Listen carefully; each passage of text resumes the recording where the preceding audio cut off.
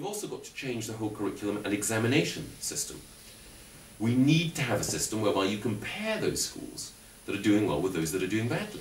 Lots of people complain about league tables, and they are flawed in certain ways, but we do need them, because we need to be able, like in a business, to compare a high performer, sometimes a high performer with a very challenging intake from whom we can learn, with another school, and there are some in Surrey, that have fantastic intakes.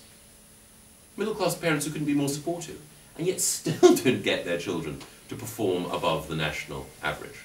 And as well as using those tools, we also need to change the curriculum and make sure that our examinations are as tough and as rigorous as in other countries. Case in point, I mentioned Singapore earlier. Singapore has an examination for 11-year-olds on English literacy. Singapore children who come from homes where the principal language is Chinese, Malay or Tamil, at the age of 11, are all scoring higher in English literacy exams than children in England. Now, it's the same with the quality of the mathematics exams that they have. And if you look at the science exams that 16-year-olds in Singapore or China or India are taking, they leave us far behind. It's no good saying to a 16-year-old, fantastic, you've got an A or a B in this country, if they're going to be competing for jobs, which they are, with people who've been computer programmers in Bangalore, or engineers in Taiwan, or astrophysicists in mainland China. You know, they'll be left at the starting block.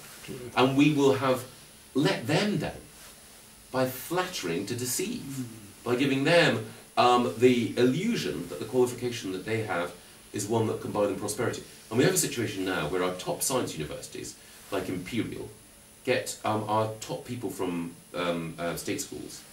And really clever guys arrive there, but they simply don't have the knowledge base to start their degree in engineering or physics in the same way as people from other countries. So you have this terrible situation where our brightest have to have catch-up lessons at university in order to have the same degree of knowledge as people from other countries. And you also have this terrible situation now, that in our very best universities, we now have many, many more students than a generation ago, actually, coming from independent fee-paying schools, from public schools, than from state schools.